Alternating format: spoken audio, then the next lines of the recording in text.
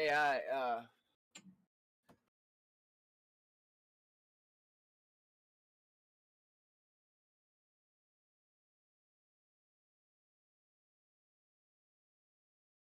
that's what you said. I was taking your sentence word by word, and you got somewhere in the middle there, and I thought that was going a completely different direction. I was like, whoa!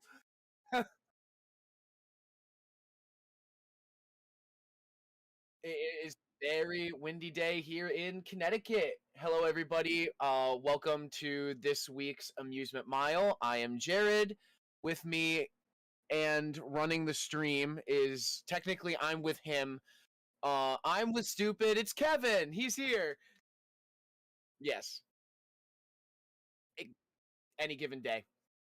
Any given day. Flux. Now, Kevin. Are you interested in 12 apples? What about 9 tacos? It was 6. Sorry, I thought it was going from 6 tacos to 9 apples. So it was $420, 6 tacos and 9 apples.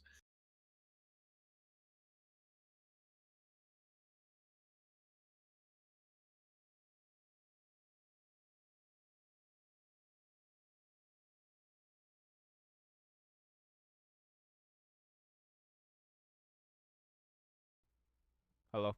That should fix it. All right, now we're good. I think. Sorry. Hello, everybody. God damn it! We had such a good start. I don't know what happened, but my there must have been something in the last Windows update I did, but in Discord, it erased my selected input devices like audio output and input to default, which is why you couldn't hear me at first. And then same thing happened with Streamlabs just now, which is why the audience wasn't able to hear me. So I don't know what's up with that. But hello everybody. Let's try that again. Hello, Amusement Mile, Jared and Kevin. We're dumb. We're dumb. All right. We're dumb. That's all you need to. It was a good start. I think it was a good. Thank you so much, Violet. Hearing one side of a conversation being like, "Hey." Trying to guess what the other person said. Yeah, you just heard just seeing my empty lips moving, and then just hearing, "Are you interested in 12 apples?" What are they talking about? All right, so let's get right into it. We got plenty to talk about. So first off, the Digital Services Act in the European Union has found its footing finally. European Union negotiators agree on rules to tackle the spread of illegal content online and protect people's fundamental rights in digital spaces. They voted in favor on new regulations, or at least set some new regulations that would force tech giants like Google and Meta to police illegal content on their platforms more aggressively, or else they would risk multi-billion-dollar fines, which is not good because we all know they don't care about $1 million fines. They'll take they'll take 6 of those any day of the week. But when it comes to multi-billion-dollar fines, now we have a problem. Yeah. But I'm glad. Thank you, yes, Violet. We always try to push the boundary of what is considered art and content. I couldn't think of something off the top of my head. Get ready for the watching a glass of water evaporate stream. I just want to say on that same topic of pushing the boundaries of what is art and content, that sign in the back, I know it doesn't say it, but all I can see is the first 4 letters, so it looks like it says bras. Bras. Bras on the back wall. Bras. Bras. Bras. Great. That's just great content. Yeah, that's pushing the boundaries of art, man. That's art right there. But yeah, I'm happy that this Service Act is finally finding its footing, and that it's actually picking up traction now. Now it's bothering me. Oh, I like it. Now I wish I didn't say anything. You only get one bra, okay? But this act is a good thing because we know companies like Google and particularly Meta have things like hate speech and illegal uh, goings on those platforms, and Naturally. Meta in particular doesn't really do anything to stop it. They flag the illegal content, but they don't necessarily take it down because it drives engagement, which is good for them. Christ. Because if it's illegal, it will get a lot of eyeballs on it still. Um, so that's a good thing. That this act is picking up more steam. Also, if This is so fucking dumb. Okay. add to your list of other big tech companies that you're angry at, on with us. Netflix. Woo! Guess what? So Netflix, they've pioneered throughout the years a streaming service, a paid subscription, where you can watch things ad free, and they specifically have not had a free option, much like Hulu has free options, but with ads included. I think Now, the colloquial term for that is freemium. Like it's freemium. It's free, but with a catch. Yeah. Okay. Well, Netflix doesn't have that, but now going forward with their paid subscription, they will be adding advertisements and commercials into their streaming. The only thing going for Netflix is now on its way out the door. This is so dumb. We're just back to cable. We're just back to cable. Congrats. We've just gone back 12 years. Yeah. Yeah, it looks like they will not be offering a free tier, but they will introduce this I'm calling it an ad tier, in the form of a lower price subscription. I believe the lowest priced yet, in the coming months or the coming years. It remains to be seen, but they are very much experimenting with it. It's just like maybe if you spend like, I don't know, $250 million on producing movies like The Atom Project, which aren't that popular, maybe that's the problem. Maybe we should stop spending $30 million per episode of Stranger Things when Stranger Things stopped being popular 4 years ago. I mean, I will say, with caveat to that, it is getting a resurgence with with the upcoming season 4. Yeah. So I do say, like, I'm actually, like, so much so that it's back on my radar because I did not watch seasons 2 and 3, and I'm thinking of revisiting it to watch season 4. I'm a fanboy of Robert Englund. I love the Nightmare on Elm Street franchise, and seeing him in another horror franchise, not as Freddy Krueger, that would be absolutely batshit if Freddy Krueger was in Stranger Things. But he shows up and his eyes are all fucked up, like he doesn't have eyes. It's just like pus. It looks like somebody took his eyes and went like, just like that. Like what are they called? The Shabriri grapes. That's what they look like. Yeah, he's just got a couple of Shabriri grapes chilling in his noggin. In his eye socket, Yeah, I love, there are few things in life that I hold on my pedestal of love, and like one of those things is paying for ads. I just love that so much. I could just pay for ads all day. On the other hand, a survey taken from the Forrester Foundation found that 44% of U.S. online adults who use a streaming service will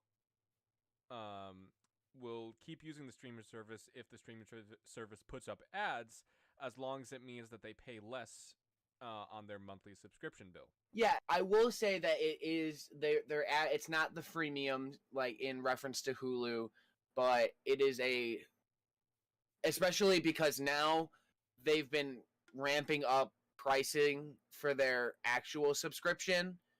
The fact that they're adding a cheaper option with ads, fuck Like it. I don't like even care. every streaming service has been. I don't even care. I'm so tired, like man. most streaming services do this now. Like HBO Max has a ad has an ad tier that's $10 a month, I believe. Hulu has an ad tier. That's the one I actually have. That's like $6 a month. Disney Plus is experimenting with an ad tier as well. I believe that's going to be $4 or $5 a month. I will say $4 a month for a subscription, any subscription service is a good deal, regardless of ads or not. But yeah, like I feel like in a way commercials on cable were like a natural cadence where like you could take a break, do what you need to do. Because like there are times when like I have to run to the bathroom or something like that, or like I want to get a drink from upstairs, but like I have to like pause anyway. But like I just wouldn't have to pause and just like keep it rolling. It like it in an effect, it's the same, for certain people,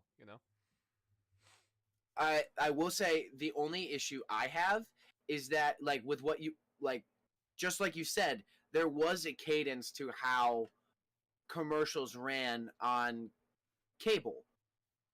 This, it's literally just like, because like there's almost like the fade out into the commercial, so to speak, and then it would like come back in. Right. From what I've seen of all like streaming services with ads, it's literally you're watching and then specifically YouTube in my mind, but that's its own thing where it's not like it's the ad will just slam out of nowhere. I think like in the middle of scenes. And I think that if this is going to be the trend going forward, a lot more work has to be put into not ad placement, but ad placement. Yeah, like in theory, that wouldn't be hard for any streaming service to do. They would just have to add in transitions, for their catalogs, from in between advertisements, This is just so. There's a lot. I love having this 2003 conversation in 2022. I'll say it before I'll say it again. I'm just tired. But like the reason they're doing this is because their stock dipped 35% in a single day, which is really bad. Not as bad as Meta, who lost like half their value in a single day. Oh yeah, they've lost billions on their AR through their AR stuff. Yeah, it's so funny. Their metaverse stuff, like they're gonna lose so much fucking money on that. But the way that Netflix is combating this is with this ad tier, as well as cracking down on password sharing, where regardless if you pay a subscription or not, and you share your password with people who are outside of your household or who don't have a profile, they are going to charge you a surcharge. Which is the complete opposite stance they had 6 years ago, where they encouraged password sharing. They literally encouraged you to share passwords.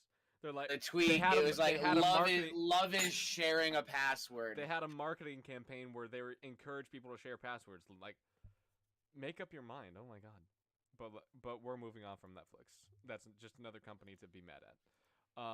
We got a leak of the new Google Pixel Watch, which is yeah. Google employees. Have you seen it? Watch what falls out of your pockets. I have. It's so odd. It is very strange. It is odd. I don't like it. Hold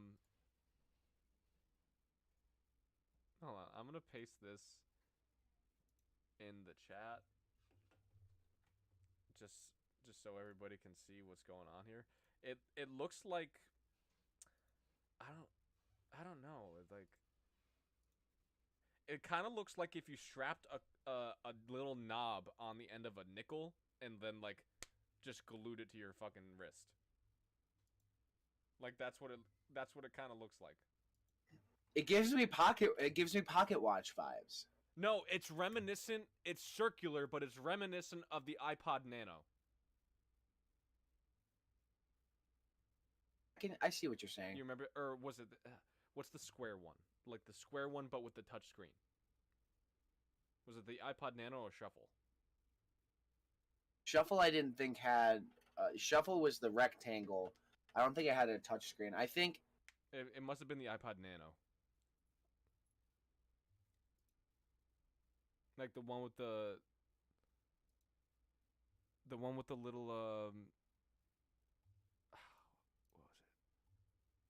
it? you'll find it. I'll find it.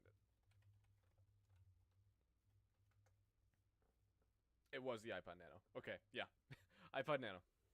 That's what it was. It's very reminiscent of that, except it's circular. This thing though looks like it's gonna be very easy to lose and or break. Because it was lost and like it was found by someone. Yeah. That's how it was leaked. Mm-hmm. Yeah, I don't know. Like the strap like literally broke, so I'm not like, or it doesn't look like it broke, but it got detached.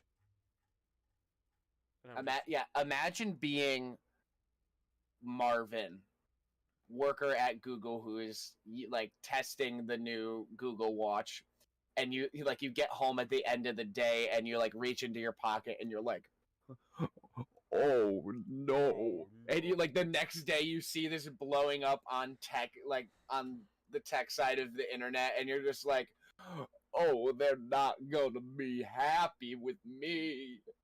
All right, Jared. Marvin got fired. Time for our weekly. Time to ask the question. I was like, weekly question: do we like or do we hate Elon Musk?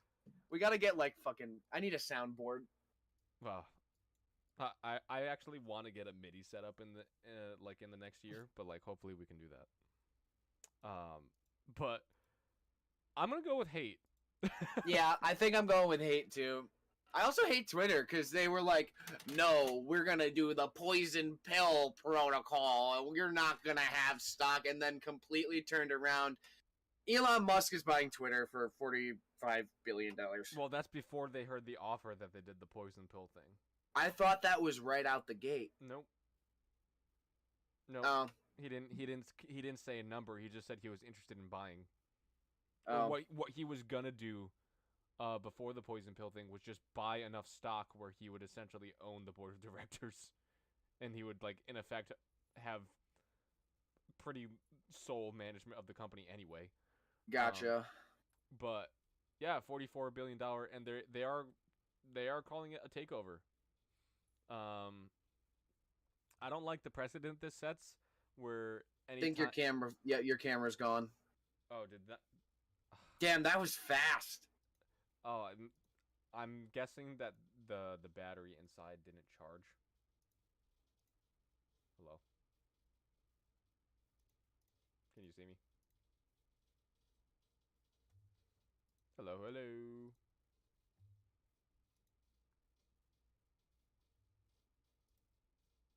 Turn off camera. Turn on camera.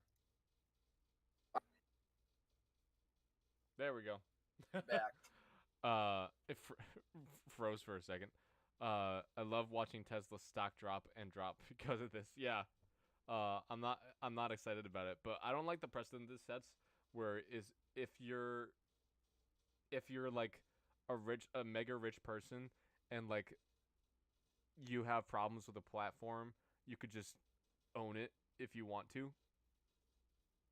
Like you could just if you have disagreements with somebody, like you just this is the late stage capitalist way of being like, you don't like somebody, okay, I own them now. I bought them.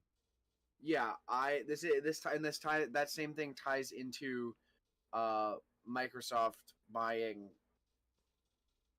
Bungie. Oh, you're talking about when they bought Bungie?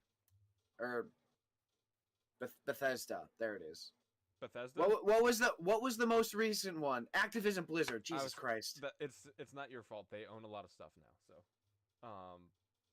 but yeah, Activision Blizzard. But like in that's different because they were actively trying to, like, Activision was a sinking ship before Xbox touched it, before Microsoft touched it. And from what they say, they're actually trying to correct, like the workplace environment there and actually put out quality content again. Okay. That's different. But this is one person being like, yeah, I want to control what people say. Even if he's one of the things that people are um like criticizing him over is the fact that he says he loves free speech, but Yeah. but he will like block or ban anyone's account that will like talk negatively about him. Like and just how petty he actually is as a person. Like there was a text exchange that he had with Bill Gates, and Bill Gates was asking him proposals on what to do to combat climate change within their companies. And Elon Musk said, "Oh, I'd love to talk to you about that, but first let me talk. But first, I noticed that you have short stock call options bid against Tesla right now." And he was like, "Yeah," and Bill Gates was like, "Yeah, I do, but I was just hoping to talk to you about ways we can combat climate change." And Elon Musk responded and was like, "Yeah, I don't understand how I could talk to you about that when you have short call options bid against Tesla right now. Sorry." It was like when his own money is threatened, when his own reputation and when his own money is threatened, he will throw every other principle out the window. And that's what I'm not excited about. And it was kind of disconcerting to see Jack Dorsey, the creator of Twitter, say that Support this decision. he thinks Elon Musk is quote the singular solution to Twitter's problems. Yeah, like he's the fucking Twitter messiah. That didn't feel good. No, like Dorsey, shut up. Like you don't know anything. You may have made the company. It has turned into a cesspool. That's true. But Elon Musk is not the answer. Okay.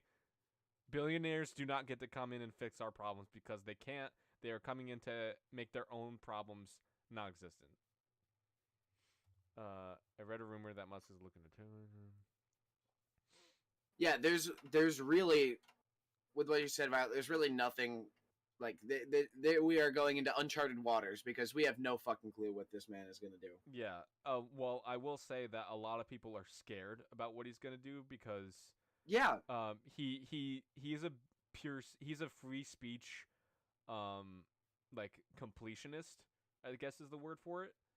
So what that means is no matter all speech is allowed, no matter how vile and hateful and threatening that the speech is.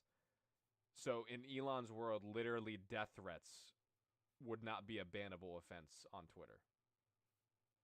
Twitter's about to become fucking Mad Max. It was the trenches before. I'm not excited. Yeah, it was already like the scourge of the internet, but now it's somehow gonna get worse. And now I'm not excited because yeah, how fucking dare you make me make a Twitter and this is the thanks I see. How was I supposed to know that? This is like if Sam L. Jackson bought Snapchat, okay? Like this was no one could have predicted this, okay? Yeah, Sam L. Jackson pulls his character from the Kingsman move and just takes over the world via the internet. Like, no one could have predicted that. All speech unless it's trying to form a union. Yo, real talk though. There's also that. No, he will like actively ban that. Yeah. No, really. That's actually a very prudent point too. Thank you for saying that. I'm getting depressed just thinking about the implications of this, so why don't we move on? Next up, Artesian Builds, the PC company that infamously scammed a small influencer a few months ago in a PC giveaway they were hosting, has filed for Chapter 11 bankruptcy.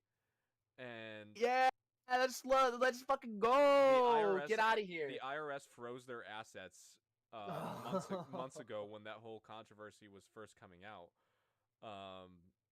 But they owe over $3 million in liabilities and debts it looks like, to the state of California. They're they owe the company lost 1.6 million last year, owes 450,000 to two PC component distributors, and holds over $200,000 in credit card debt. Yikes. Looks like they have an estimated 1.37 million in unfulfilled orders, meaning orders that people have paid for and they have not followed through on. So if you ordered an artisan build PC, I would call your credit card company immediately, like right now, because you're not going to get that money unless you can get that charge reversed. That's so upsetting. It's so upsetting to see this happen in the tech space where, like, this is literally a rug pull. You know? Like, think about how many computers that was. $1.37 million. How many people paid for a computer and aren't getting one now? Yep. That's upsetting. That's really upsetting. It's awful, and I'm glad they're on. I'm glad the company's on the way out. I feel so bad for the employees.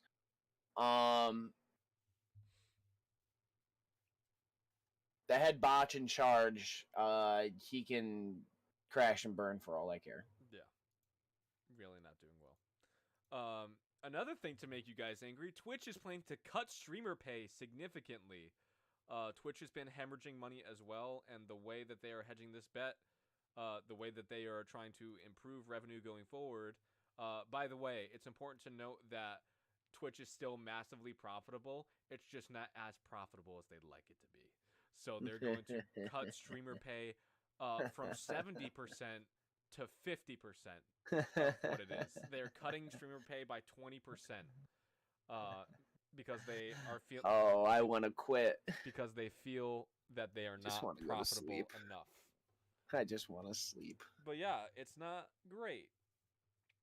It's not great right now. At Twitch.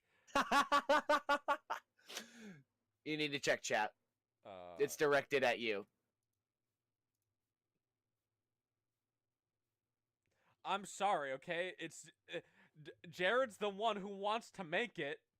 We just have. You heard it here. Kevin does not want to make this video. What? You heard it here. Kevin does not want to make this video. I don't not want to make the video. I just don't know the subject matter at all.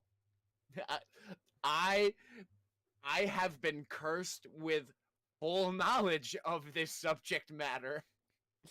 We are planning to make the Glover video, Violet. Do not worry, but it's just slow going.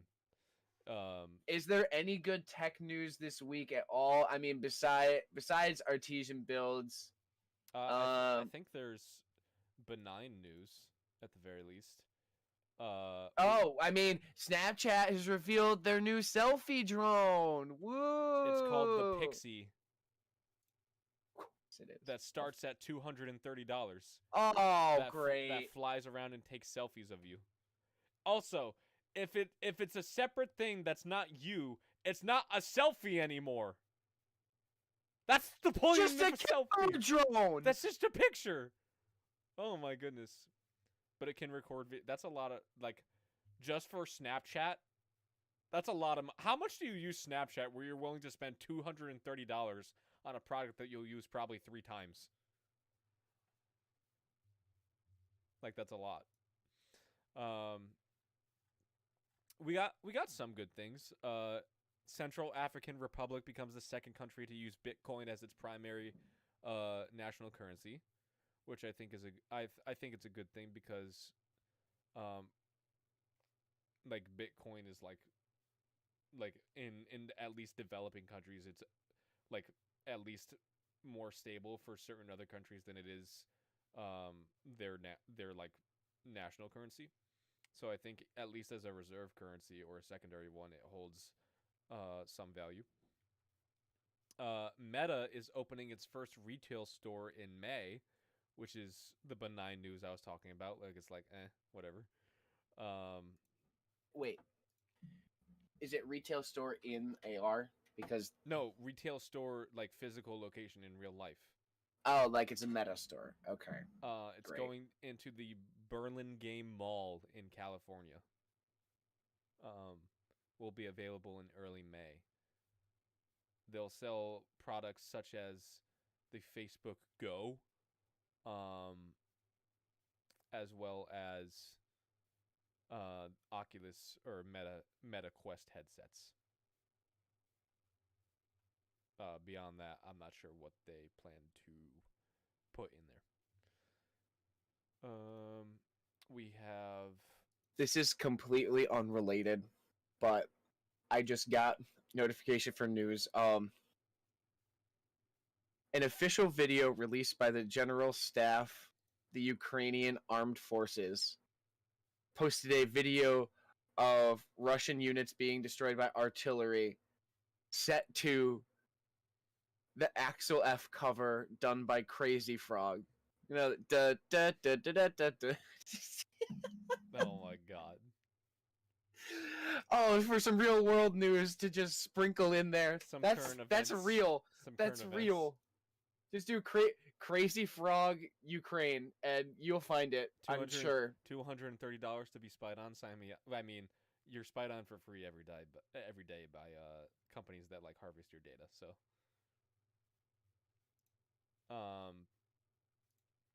some good news. Variable refresh rate is available on PS5 now, which is good. There's a new Steam Deck update. This helps get rid of screen tearing and frame pacing issues that can run at a lower or a higher frame rate than the display. Increased smoothness, improves input lag. VRR patches are available in numerous games, including Spider-Man Remastered, Miles Morales, the new Ratchet and Clank, Resident Evil Village, Call of Duty Vanguard and Black Ops Cold War, Astro's Playroom, Godfall, and the list goes on. Say, good thing they're adding that because it pert near ripped my screen in half. Screen tear. It tore my. I said rip and I should have said tear. Rip and tear. Doom reference. Yeah. All right, Steam Deck has a new update. Steam Deck has a lock screen now, which is exciting. I don't know if you knew that, but the Steam Deck is actually a touchscreen. Like I knew that. Yeah, the pad it has. But yeah, you can set a lock screen now if you're taking it somewhere and you don't want anyone to get into it. That's important for people who are taking this on, like, say for instance, like public transportation. It also has window switching if you want to like browse or game quickly in between one another. Are you okay? No, I'm just wallowing in shame because I stuttered on my joke that I was gonna pull. I was so excited. Keep going. It's okay. They added localized keyboards for 21 languages and multiple keyboard layouts. They updated their achievements page, multiple optimization improvements, and more. There are also more performance improvements for games. For certain games, and especially gamers with very large Steam libraries. So yeah, Steam Deck is only getting better. Thank you for your support. I'm a big fan of it. Also, last tech topic of the day: iMacs have reportedly never been selling more. The last 7 quarters of the iMac or Macs in general, so MacBooks and iMacs, apparently it was the most the Mac brand has ever sold in history. And 50% of customers purchasing a Mac in Q2 2022 were first-time Mac purchasers. Very interesting. Seems like Apple's new in-house produced silicon wafers are actually pretty popular, I'd say. Not for gaming, though. Keep dreaming. Unless you want to pay $3,000 for a VR headset, in which case they get you covered. All right, on to gaming. I am actually very excited about a Call of Duty thing for once.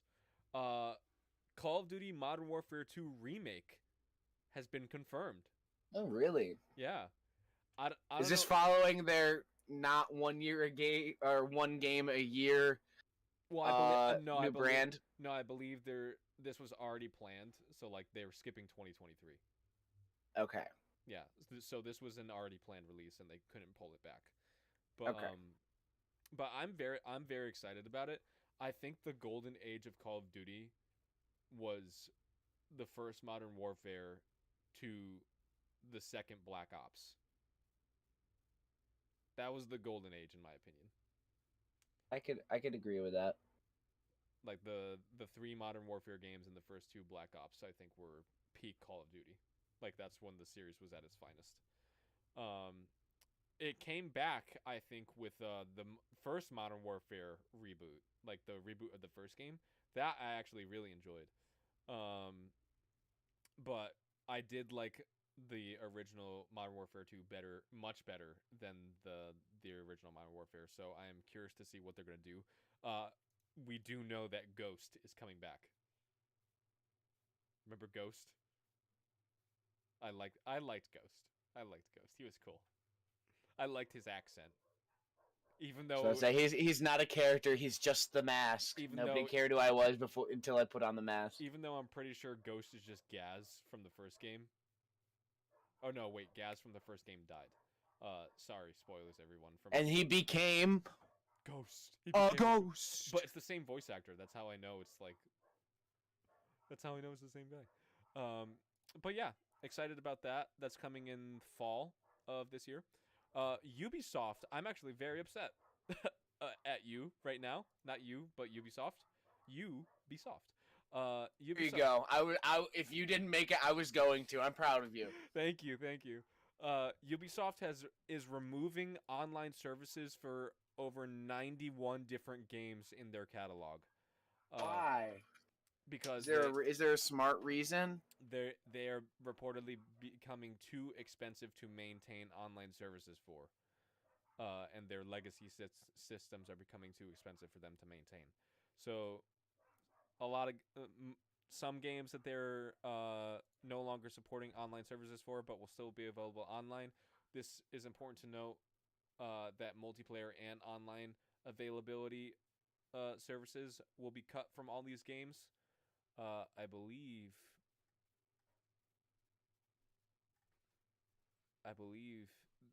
I think this. Yeah, it's effective immediately.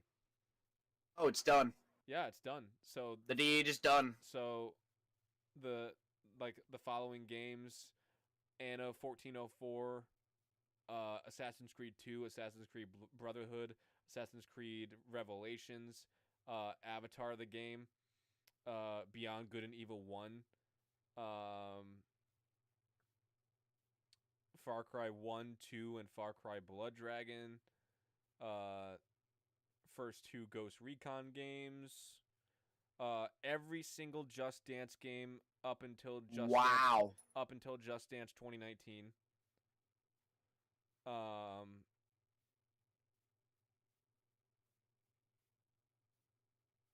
Multiple Rabbids games, you know the Rabbids? Yes. Like the crazy rabbits. All the old Rainbow Six games.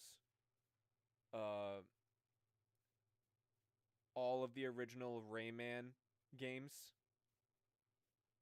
Damn. All of the Splinter Cell games. Yeah, all of them.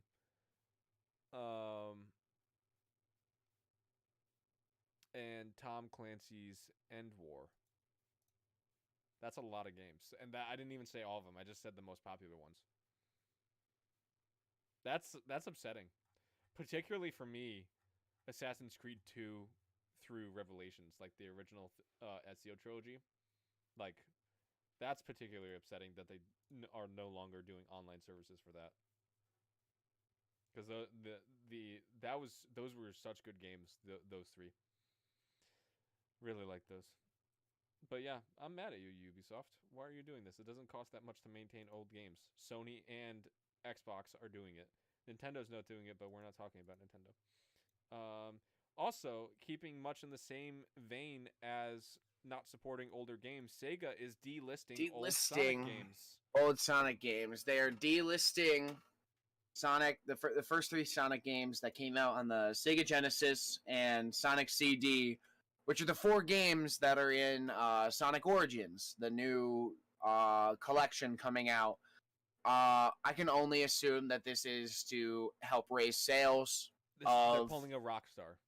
Yeah, this is them trying to raise the sales of Origins as much as possible. Great. Yeah, and looks like this is going to be littered with microtransactions.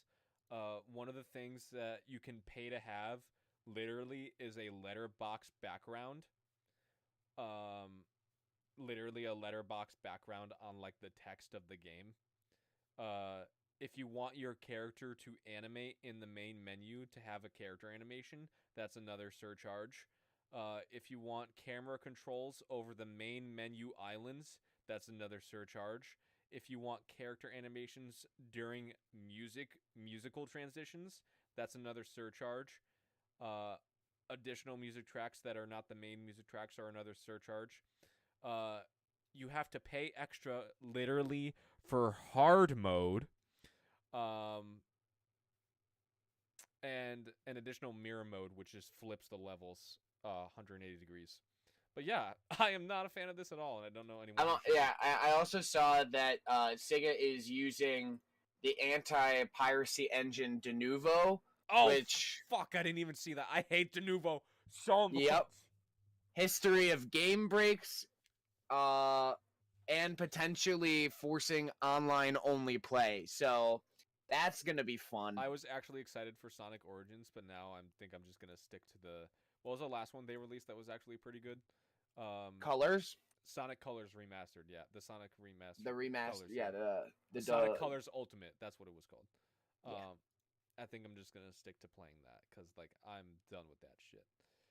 Xbox Series consoles are the best-selling consoles, or the best-selling platform of 2022 so far, reportedly having better sales than PS5 and Nintendo Switches, which is very good. It looks like Xbox is making a comeback. The Gaming Awards happened. That's gaming spelled GAYMING for the LGBTQ gamers out there. You want to run through the winners real quick? Yeah, let's do that. Because I was about to say we announced we had the nominees. The nominees, but the results are in. Let's save Game of the Year for last. Okay, so first up, the Gaming Magazine Readers Award went to. I was gonna let you say it because you love it. Oh, fine. Resident Evil Village. You said the title, so I was like, oh, I guess he'll take this one. I wanted you to say the winner. Okay, and then we have the Industry Diversity Award.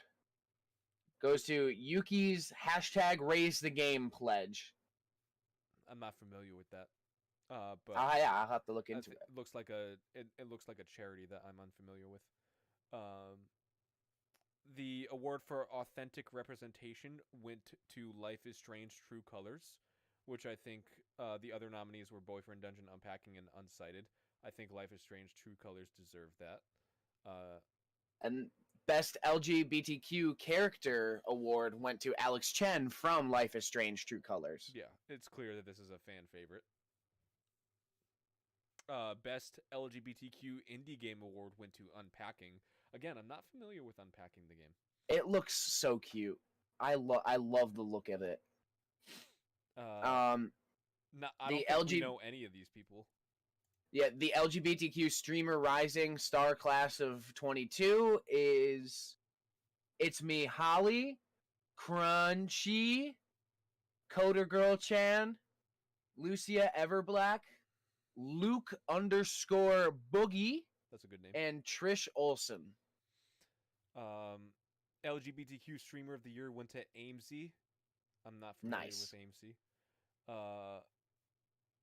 The best LGBTQ comic book moment went to the Pride Omnibus. I'm not familiar. I'll have to look into that because I love comics, and if there's an omnibus of LGBTQ characters, then I would love to look into that.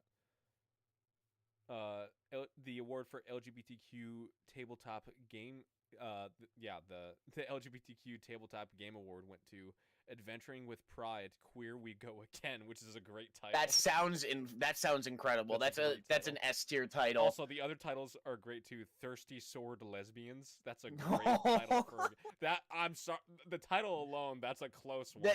I'm just like close one. You're just like, well, I'm curious now. I want to know. I want to know what it's about. What do you do in Thirsty Sword Lesbians? Thirsty for blood. It sounds like a Dungeons and Dragons, but like like more aligned with Dungeons and Daddies. Oh no. Best LGBTQ contribution to esports was Emmy Captain Fluke Donaldson.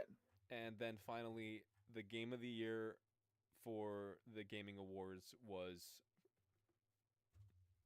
Life is Strange: True Colors. Yeah, took the gold. Yeah, cleaned house at this award show. Really, seriously did. Yeah. Honestly, I like the game, but like it wasn't my favorite Life is Strange game.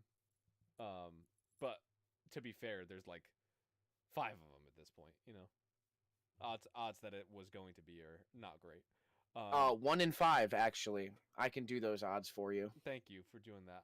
I'm not good at math, so you're the math guy. I appreciate it. Fractions. I got Math Man behind me for a reason. And then bras, but it's just bra now. We get one. It's just bra. I got rid of one of them. Yeah, I know that's at least one less than we had. PlayStation has created a game preservation team, which I have been begging them to do, figuratively speaking. This is huge. This is huge. Yeah, I am very pleased that they're starting to do this. They have started reprioritizing old games that are threatened by being lost to time.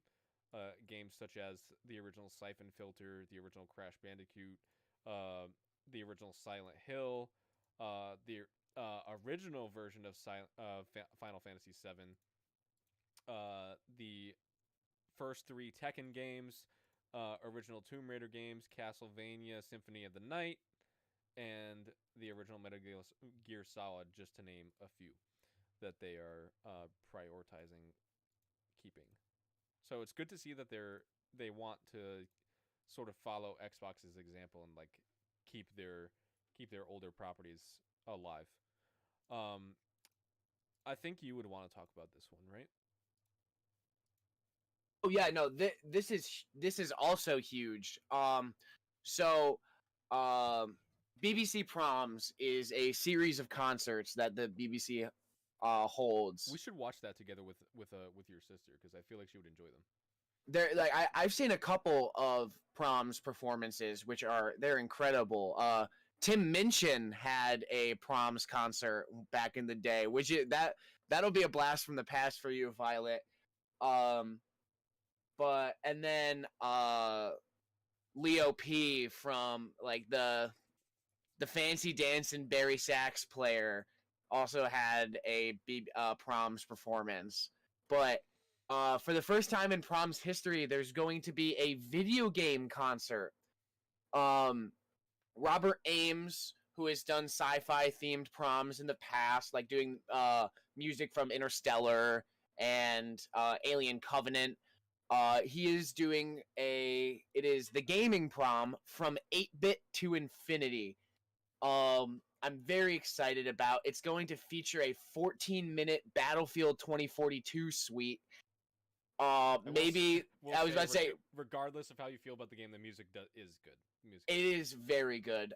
It will also be featuring music from Shadow of the Colossus, Dear Esther, and that's an indie game that's really good. And Kingdom Hearts. Kingdom Hearts is getting so there's a 4-minute chunk of selections from Kingdom Hearts, which I'm so excited about. Like, of all games for the music to be at this scale, I'm so happy that it is Kingdom Hearts my child. Is like one of the big ones. But yeah, I thought that was pretty cool. Moving on. Disney has revealed a new village building game called Disney Dreamlight Valley, where you create your own character and puts you in the universe of Disney and Pixar characters. It looks like basically Disney meets The Sims from what I've seen in screenshots so far. Um, there does God, appear to be in essence a narrative or a story. I was about to say, I'm like, God damn it! I actually might play this. This I looks told really interesting. I told Maddie about it, and she was like, "When does it come out? When does it come out?" And I'm like, "Summer 2023." um, This looks interesting. it does look good because like, and coming off of what I'm just mentioning, Kingdom Hearts. Like, I have a soft spot for Disney. I love Disney. So this looks really fun. as a fan of The Sims, this looks like, and who has fallen out of love with it, this looks like it'll scratch my Sims itch. And one big thing that's important to note is while this is going into early access this summer, so summer 2022, where you can pay for it either through Xbox Game Pass or a pre-order fee, it will be going free to play in summer 2023.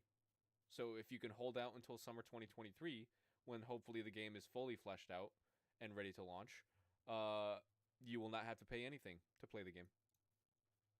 All right. This is being produced by Violet. If you make your avatar Charles Entertainment Cheese, you won't be able to because I will stop you. Oh my goodness! But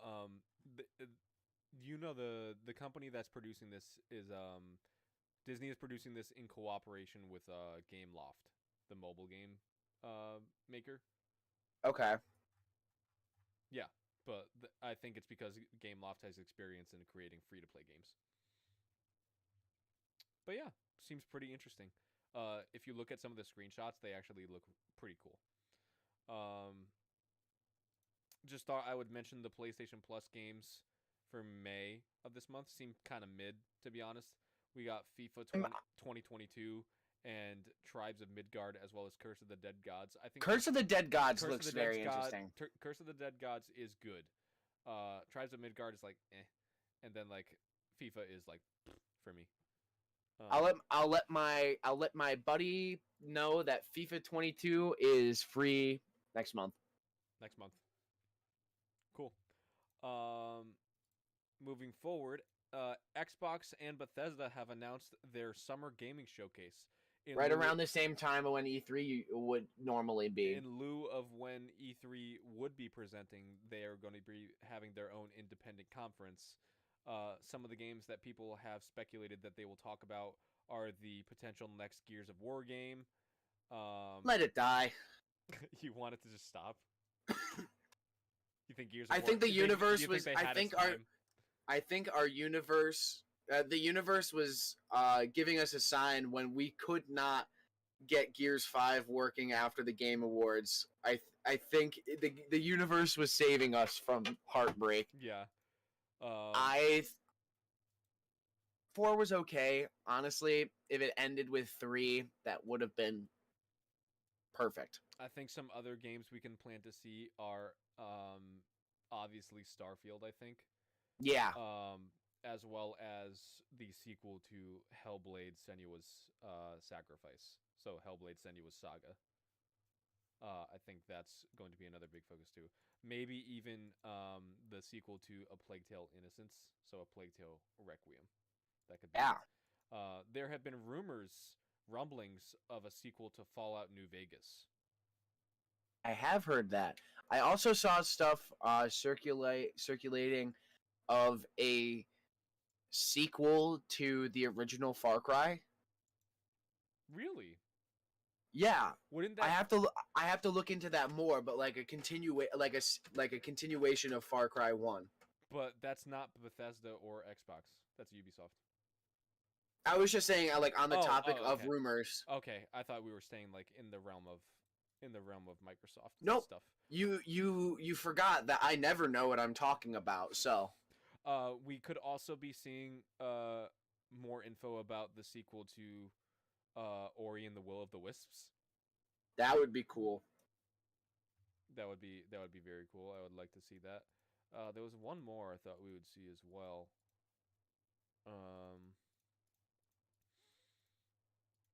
Oh, Hollow Knight Silksong could potentially see some info about that. Excuse me. And people have been asking about the Fable remake.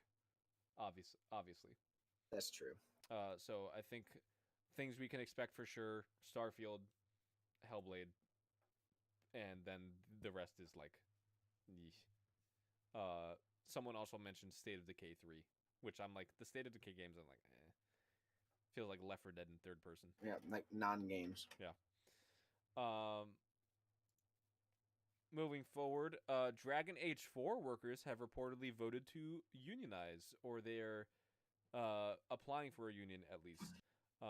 These are particularly the quality assurance workers, the QA workers, due to the fact that they have issues over poor worker pay,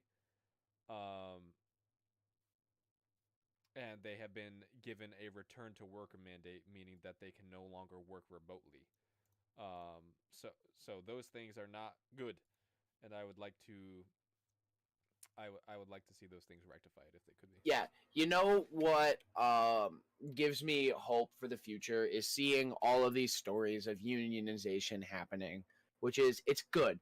You want to know what destroys my hope for the future? Stray the Cat game has been delayed again. I mean, I kind of knew it was going to be when we entered Q2 and they didn't say when it was going to release. And they said it was originally coming in spring, you know? And now it's been delayed to this summer. I just want to play as my backpack cat. But now the developers have said that this final delay is all they will need for sure. So it looks like it's on it. Like, it honestly, it has me like, I guess that makes sense, but they could just be saying that. It could still be in development hell. This delay is getting me worried. This delay has me worried. I think that you should always treat this as a meme game, and like, it's not gonna be a meme game. This is gonna be my feel-good game. Fuck you. Is it? Yes. You just said you're worried about the game, so that's why I'm worried, because I want this to be my beacon of light. You want this to be your feel-good game, but you don't know if it will be. Final Fantasy 16 is in final stages of its development. That's true. They are reportedly wrapping up Final Fantasy 16, and we should be hearing more about it soon. Maybe even at Summer Game Fest. Jeff Keighley, I'm looking at you. Jeff Keighley, we are looking into the camera and picturing your beautiful face in our minds. We were talking about pirates in the beginning. Yes. I think we're gonna bring up Skull and Bones. Skull and Bones. The original gameplay of Skull and Bones from the E3 2018 conference has leaked. It was pulled, and now it's leaked back again. It looks like it was. I'm just gonna say it looks like it was ripped straight out of Assassin's Creed Black Flag, but it looks like it was put in a new. It looks like it was put in a more recent graphics engine. That's basically the same thing. Hey, and which I'm. And you want? And I was about to say, you want to know something? I am all for it. I am fine with that. The combat, the ship combat in Assassin's Creed Black Flag was a dream. It was the best I had ever seen, like a pirate or a seafaring game or anything like that. Like naval warfare in that time period, like it hit the peak in that game. It was like, and it was a game that had nothing to do that was aimed at assassins, but was primarily about pirates. Like it was kind of a flip for the Assassin's Creed series at the time. And did you know that a lot of people weren't a fan of Black Flag at the time? That's so Isn't weird that funny to me, because now it's it's like the one that's looked back on, one of the ones that's looked back on like the fondest. I was talking about that with someone else on Twitter the other day. It was like, yeah, we were just before stream, Kevin asked me what my favorite Assassin's Creed game was, and I don't think there was a pause when I said Black Flag. No, you said like that. You said that immediately, I think. It was so good. I'm also, this is coming from the One Piece fan. I really like pirates. Well, to be fair, you were a fan of Black Flag One Piece before. first. Were you? I watched Down 4 Kids as a kid. Oh, I didn't. And like I I've forgot about always that. been a One Piece fan, but I forgot never about like that. I was just waiting for the right time in my life to watch it, and not having a job during COVID, COVID-teen. Quarantine. Quar- quar- You went midwestern for a second. Okay, we're back. You went midwestern for a second. We're, COVID. we're back. We're back. But yeah, it was the perfect time to watch it. But I fucking love pirates. They're so cool. I wanted to be a pirate as a kid so bad. I know you. One of your most anticipated releases of next year is probably going to be the One Piece Odyssey. Dude, of course it is. I saw the trailer and was in tears. I wonder if one of the things that they're trying to work on is ship combat in that game. I'm wondering if you would actually be able to do that. I don't know, because in the trailers you see their ship kind of like marooned. So it's really it's JRPG. They said they're giving One Piece the full JRPG makeover, and so I don't think we'll see. I'm picturing sort of like a cross between Dragon Ball Z Kakarot and Xenoblade, almost. Know too much about Xenoblade, so I couldn't tell you. I'm trying to think of one you would know. Thinking of the Dynasty Warriors or Hyrule Warriors. Not quite Dynasty Warriors, because Dynasty Warriors, like, I would, if it was One Piece Pirate Warriors 4, I would 100% be on board with the Dynasty Warriors comparison. But well, yeah, it's literally a Warriors game. Yeah. No, but like in the similar gameplay systems as Dynasty Warriors as well, from what I've seen. But yeah, like it looks reminiscent of some other JRPGs that I played as well. I actually I'm not a One Piece fan, but like even I looked at that and I was like, damn, I might get this. If this gets you to start, I am more than happy. Hey, that's how I got into The Witcher. I played the game first, then I was like, this is fucking awesome. Read the books, watch the show. I've learned they're making a show, and I'm like, but now it's even better with One Piece. I feel like, because like once I start the game, like everything else is already laid out and it's there, like the source material is there. So like, that's the good thing. I will say it will spoil, like throughout the show. You'll be like, I know you're gonna join the crew, type of thing. I'm not one to really care about that sort of stuff, as long as like that's the only caveat I would have, because it's an original story for Odyssey. But yeah, as we've been talking, I've been having like the footage of Skull and Bones playing on my screen and watching it. It looks like Black Flag. But I was about to say it looks like they like perfected the formula. Mm-hmm. This ship combat looks awesome. I'm very excited about it. It's going to have. Are you about to say it's going to have multiplayer? I think that's one of the focuses, yeah. But I was gonna say one of the things that they're going to bring in from Black Flag is the dynamic weather system that it had, so that the weather can change at a given moment. Yes, and I want like a storm to be a problem for a ship, because we have to be bailing water. Like, yeah, I want that. I want them to take it even further though. Like in Black Flag, it was fairly basic, where like you would have like sunny day, cloudy day, rain, thunderstorm, and that's basically it. I want them to have like fucking hurricanes in the game. Yes, I want the challenge to be survive. Yeah. I want that to I want to see Mission, the clouds survive. in the distance. Yes, current objective survive from Halo. I want to see the storm like approaching and being like having the crew all start going into like battle stations to like hoist the sails and other things. Honestly, we can't say it enough. Basically, Black Flag, but more. Like, just do more with it. Like, yeah, and I want multiplayer with like having multiple people on the ship that are player characters. Honestly, and like one of the examples I was thinking about is like, I don't know if you've ever played it, but like I got into a couple years ago I got into a World of Warships, which is essentially like, think of Battleship, but like you're actually controlling the real ship. And like you're one ship of many different players at once, Like it's almost like a team of like team deathmatch, but with battleships. Pretty cool. That's in essence what I think the multiplayer would be like. Or imagine a 1v1 in that, like where you could like with like very intricate combat systems. Oh, I'm getting so excited about it. I hope a rock band esque singing mini game where we have to sing shanties to survive. Oh, dude, I can't wait. Sing into the rock band mic to get your sailors to row faster. Hey man, what do you make for dinner tonight? Generic pantry stuff: frozen ground beef, chicken thighs,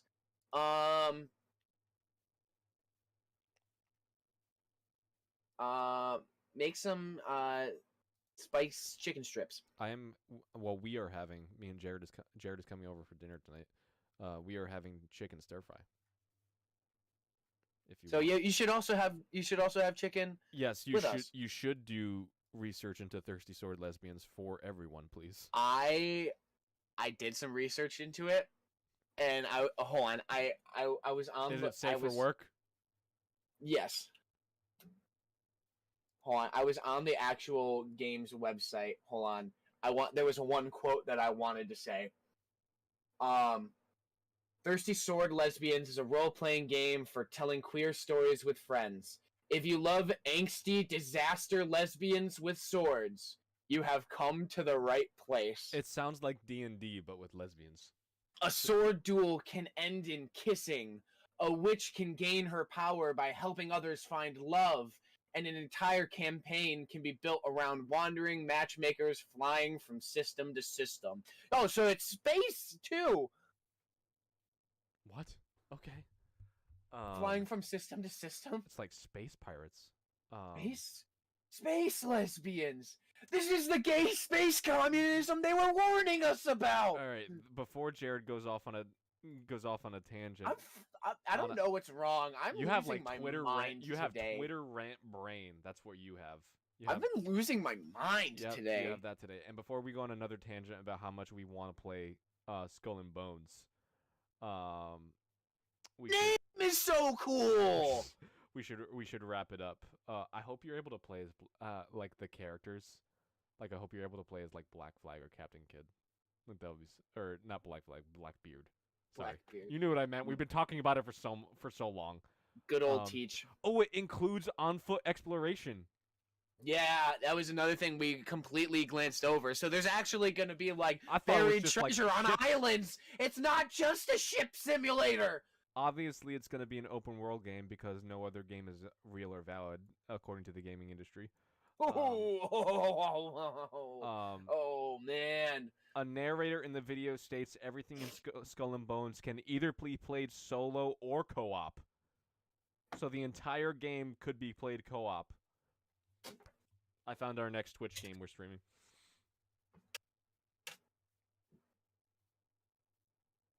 I'm in my chair. I see that.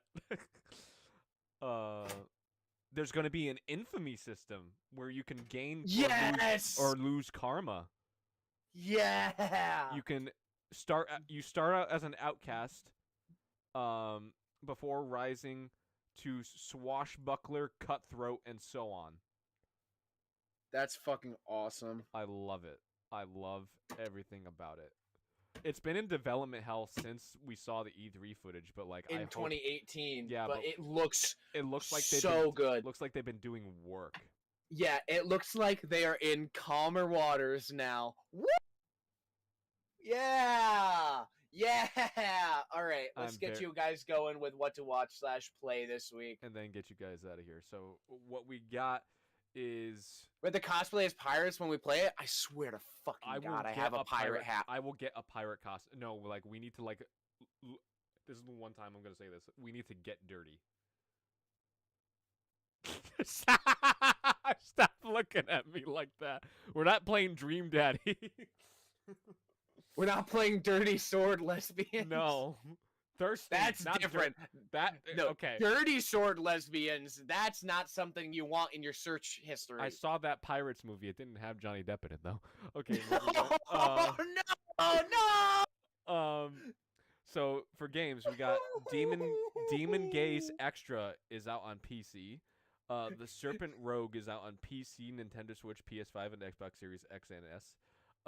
Zombie Army 4 Dead War has been ported to the Nintendo Switch. Vampire the Masquerade Blood Hunt, the Vampire the Masquerade Battle Royale is out on PC and PS5. Bug Snacks has been ported to Nintendo Switch, Nice. Xbox One, and Xbox Series X and S.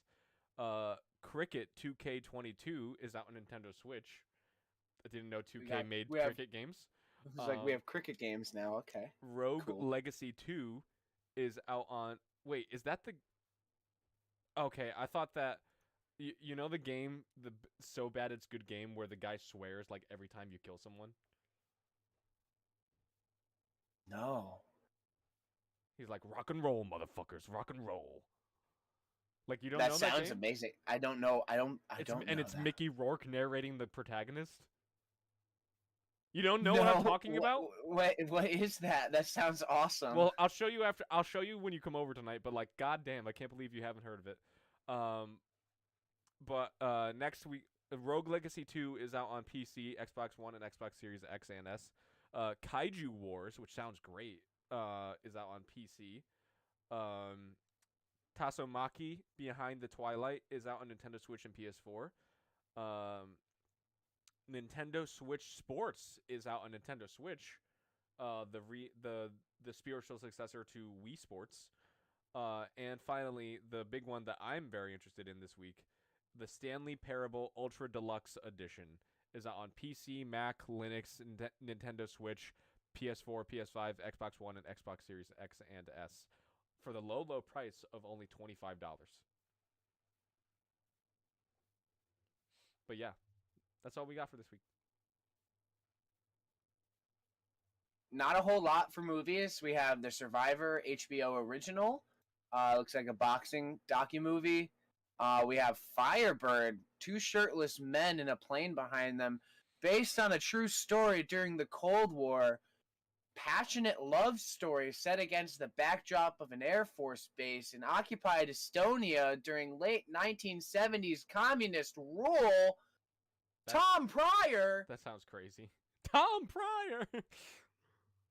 And Honeymoon with My Mother. It's also something you don't want in your search history. You can watch that on Netflix. That's no thanks. All right, we got a lot of TV shows that premiered this week. New season of Sketchbook is out on Disney Plus. New season of Bullshit the Game Show is out on Netflix. That sounds like a fun show. New season of Comey Can't Communicate is out on Netflix. Really? Yeah. Damn, they're cranking that. That came out like a few months ago. Yeah, I don't know. New season of The Offer is out on Paramount Plus. A new season of Dear Mr. Brody is out on Discovery Plus. A new season of Under the Banner of Heaven is out on Hulu. A new season of The Way Down, God, Greed, and the Cult of Gwen Shamblin is out on HBO Max. A new season of Made for Love is out on HBO Max. A new season of I think that's Dodo. I was going to say I think it might be Doo-Doo, but I think it's Dodo. Is out on HBO Max. A new season of Smother is out on Peacock. A new season of Samurai Rabbit, the Usagi Chronicles is out on Netflix. A new season of Shining Girls is out on Apple TV Plus. A new season of Make or Break is out on Apple TV Plus. A new season of Grace and Frankie is out on Netflix. A special, the International Jazz Day Celebration, is out on PBS. A new season of Undone is out on Amazon Prime Video. A new season of Man Without a Heart is out on Discovery Plus. He's dead. Spoiler. Basically. A new season of 10% is out on AMC Plus. A new season of The Last Drive-In with Joe Bob Briggs is we love Shudder. Joe Bob Briggs. Is out on Shudder. And finally, the big one for this week that I'm actually looking forward to. I don't watch a lot of TV, but when I do, like I watch it religiously. The final season. Is that a subtle Dos Equis commercial? I don't always watch TV. I didn't knowingly make the reference. But when I do. I didn't I know watched the new season of Ozark on Netflix, baby. the final season. It's the final season of Ozark, which I haven't been into a show like this since Breaking Bad. So like I'm pretty excited about it. That being said, I have not seen Westworld or The Wire, and I've been told that I would love both of those. You should watch. You should catch up on Better Call Saul. I have also not started that. Because I heard things about connection to Breaking Bad for this final season. I also haven't seen El Camino, the Breaking Bad movie. I haven't seen El Camino. Haven't seen it. We should watch it. Were you a fan of Breaking Bad? I liked it. I watched a lot of it with my sister. I haven't seen all of it. I've seen most of it. I watched the full show with my mom, and she was like a mega fan of it. She like Bryan Cranston. Bryan Cranston was one of her favorite actors. So. Oh, Bryan! I mean, he's just the best. Look at how far he's come from the dad in Malcolm in the Middle. On the topic of that, did you know that Aaron Paul asked Bryan Cranston to be the godfather to his new baby? He was like, "He's my best friend in real life. I wouldn't want anybody else in the world." And it just makes you so happy. It just makes you so happy to hear that. Come on, that's so cute. Like Godfather Brian. Oh, that's so great. Oh, that's adorable. All right, that's a good story to end on. So there's your good news, Violet. It's not good tech news, but it's good wholesome news. All right. So we got you covered on that one. So thank you so much for watching, everybody. We will see you next week, same time. Buffering. Can you hear the AOL dial-up sound? I was like, yes, same time, same place, same channel. Same time, same channel. And next week I will be someone completely different. After seeing the Nick Cage movie, I will don my new personality. You'll be in your Doctor Strange cosplay next week. No, I will be Jared Greenbacker playing Jared Greenbacker. That kind of play. I'm sorry. I'm already thinking about the Stanley Parable and all the implication it has. Okay. All right. So I think before this gets weird. Yeah, I was about to say, congrats. We had a great ending, and then we just completely derailed it. All right, at the last second. All right. Good to see y'all. Same time next week. Same time, same channel. Have a great weekend, everybody. Bye-bye.